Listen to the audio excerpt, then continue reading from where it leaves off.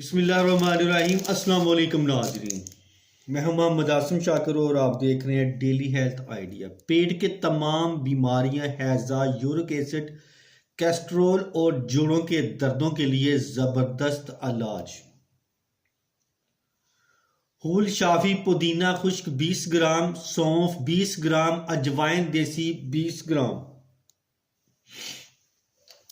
कशनीज 20 ग्राम, अनारदाना 20 ग्राम, दाना इलायची कलां 20 ग्राम, जीरा सफ़ेद 20 ग्राम, निशादर 40 ग्राम, पोस बीख मदार 20 ग्राम, मिर्च स्याह 20 ग्राम, गंधक आंवला सार 50 ग्राम, पिपलामोल 20 ग्राम। तरकीब तैयारी: तमाम अद्वियात को पीस कर बारीक साफूफ बनाकर रख लें।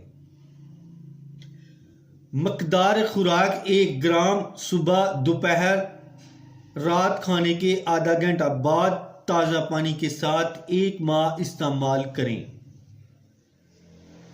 फ़वाइद इसके: पेट की तमाम बीमारियां, हैज़ा, यूरिक एसिड, कैस्ट्रोल, जोड़ों के दर्द, कमर दर्द, बुखार, जो मैदा या आंतों की खराबी से हो, या मौसमी बुखार और जिगर की खराबी के लिए बेहतरीन इलाज है।